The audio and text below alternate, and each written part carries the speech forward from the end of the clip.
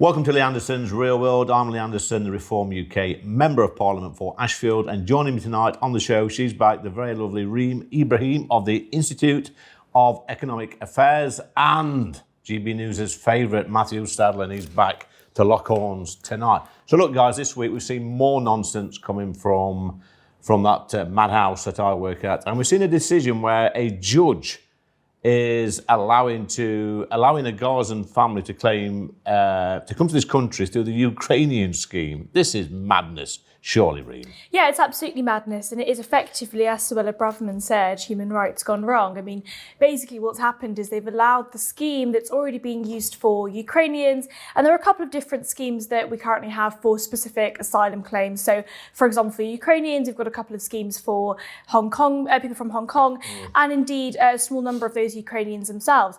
The fact that a Palestinian has been able to claim on this scheme, claim asylum on this scheme, just shows that the scheme itself doesn't work. But what I thought was particularly interesting is Kemi Badenoch, the leader of the Conservative Party, and her strategy towards attempting to criticise Keir Starmer for this policy. Now, Keir Starmer was wrong when he said at Prime Minister's questions that this was a policy that was allowed under the last Conservative government. However, when she asked him about the scheme, he said, I'll look into it. We'll try and close the loophole, to be fair to him. Yeah, good. And she continued to berate him on the exact same topic, not moving on and just entirely unable to move on to those particular questions. So I think what's interesting here is the scheme itself is entirely wrong and absolutely needs to be fixed. And the human rights element of it, that conversation needs to happen. But also, if we get an answer from government, we should be able to look into that and scrutinise it specifically. Okay, guys, so just have a look at this clip from GB News earlier this week, what Suella Braverman had to say on the subject. Well, it's an egregious example of human rights gone wrong. And this case is a very bad decision, and it presents very terrible consequences potentially for our immigration system. The basis upon which this judge has reached his conclusion is flawed, and it represents a constitutional abomination, frankly, a great and bad example of judicial overreach. So, Matthew, obviously I tend to agree a little bit with what Reem has to say and what Suella had to say. I thought you were entirely neutral. Well, listen, but you can have an opinion, Matthew. Then you I'm can't sure be you have neutral. on this subject. If you've got an opinion, I'm not neutral. What do I think about this?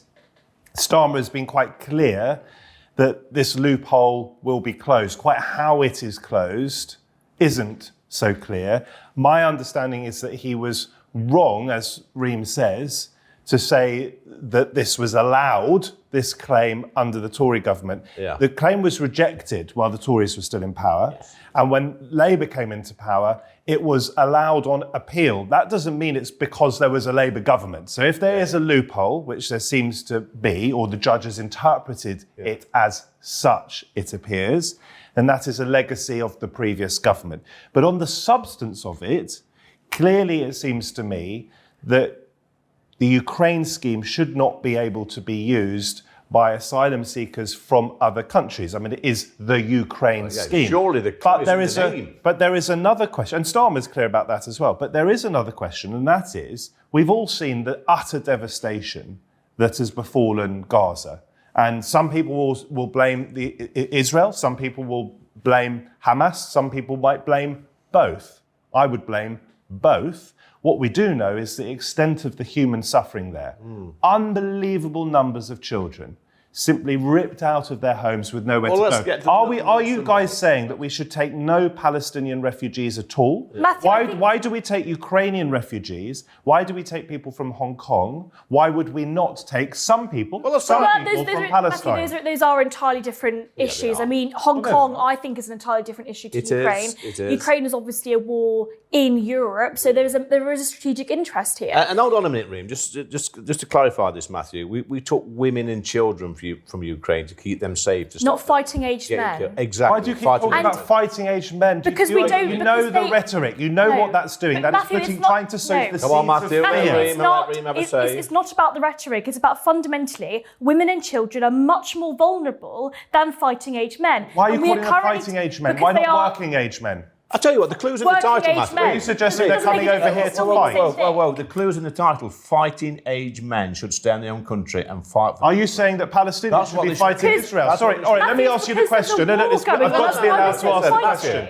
Are you both suggesting that Palestinians should be fighting Israel? Hold on. No, that's the question. What's the answer, Rick? I want to give... Hold on. What's the answer? The point is, they are already fighting the Israeli government. Hamas are fighting Israel. Are you suggesting that men in Palestine should be fighting Israel? Matthew, what you're fundamentally misunderstanding is that you tied up in knots. No, you haven't, Matthew. You're talking about the language that I'm using and saying that that's somehow some kind of negative rhetoric. Yeah. It's not inflammatory because there's a war going on, so they are fighting.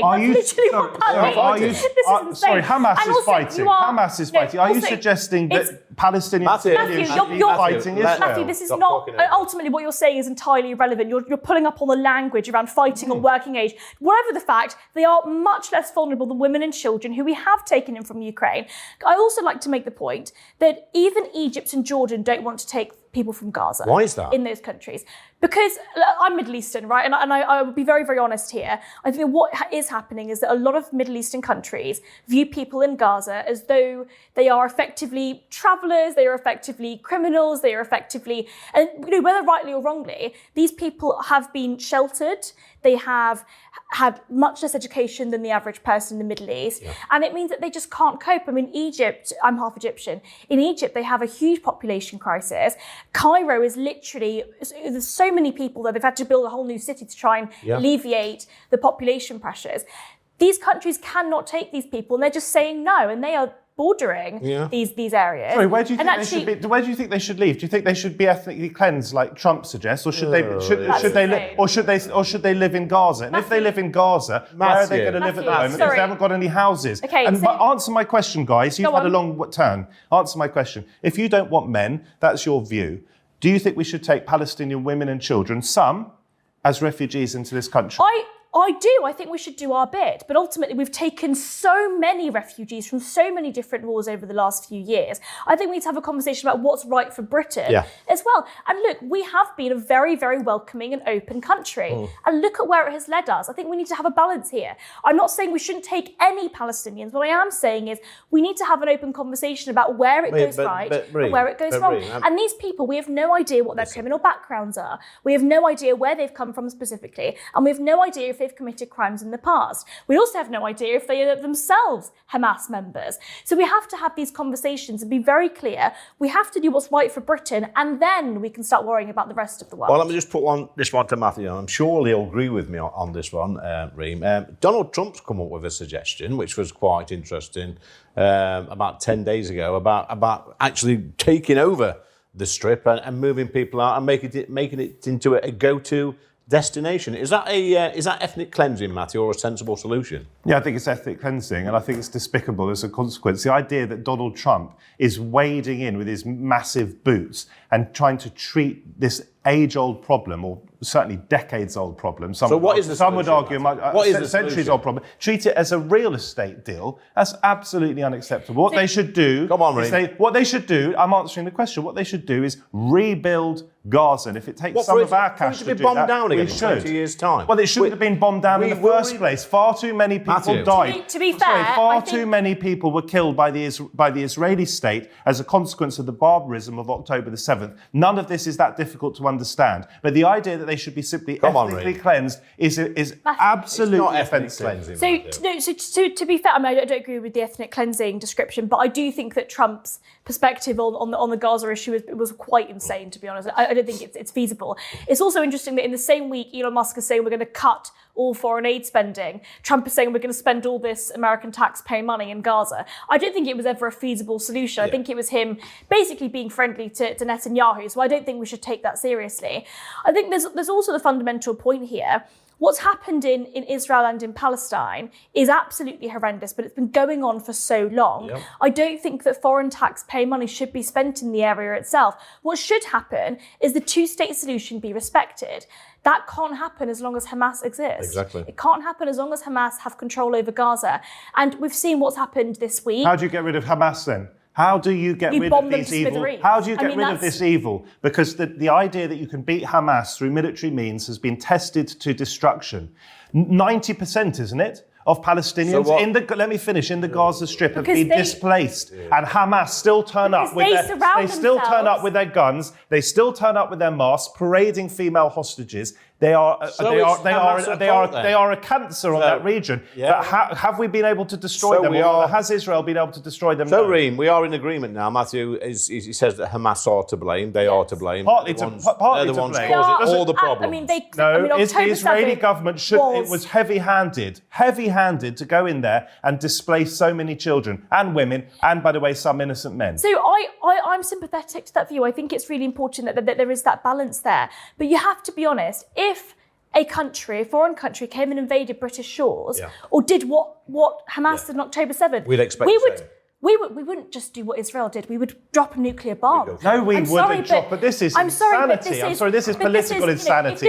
To suggest that Britain would have dropped a Matthew, nuclear give bomb it to rest. before Come on, October mate. the I don't 7th. know. Matthew, I'm This is using just ridiculous. Matthew, I'm using hyperbole here. What I am saying is that we would absolutely have gone harder and faster than what Israel have. We certainly would not. Yes, we would. Yes, we would have. I'm sorry, but Matthew, if what happened on October 7th happened in the UK, we would have gone in and we would have used all of our military force in order to ensure that Hamas had been destroyed entirely. We would not have done But what has happened to the Gazan Strip. Israel are held up to a standard that other countries are not. It could be argued, Reem, that during the last war we did much worse in bombing Germany. It was relentless. We flattened cities. We hurt civilians. Yeah, we killed tens of And thousands. we should have a jolly good debate about that part of our history. Unfortunately, Listen, mate, if we don't- it's part of war. listen. And if that didn't happen, then we'd all be speaking German right now. Exactly. So thank you. Another feisty debate. But coming